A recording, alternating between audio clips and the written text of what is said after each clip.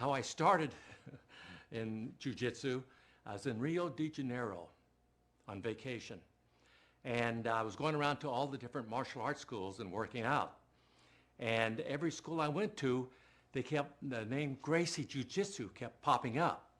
And they said, oh man, the Gracie Jiu-Jitsu, ooh. And I said, I've got to find out who they are. So I finally tracked them down in Rio, and I went to their school. And I met Mr. Gracie, the father. I met Rickson Gracie, who was the world champion at that time, and Hoist Gracie. And so I asked them if I could work out with them. And they said, very cordial. They said, of course. And I was a black belt in judo, so I thought I had some pretty good grappling skills. Anyway, I got on the ground with Rickson Gracie. And it's like I'd never had a lesson in my life. He played with me.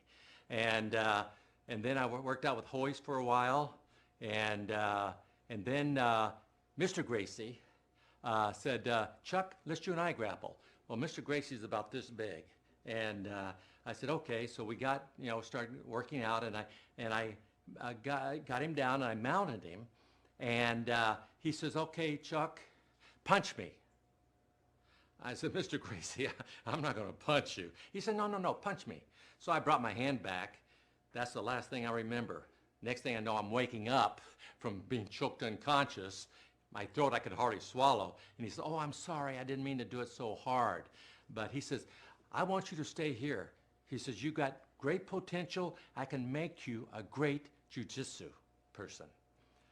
And unfortunately, I was getting ready to do a movie, and I couldn't stay there.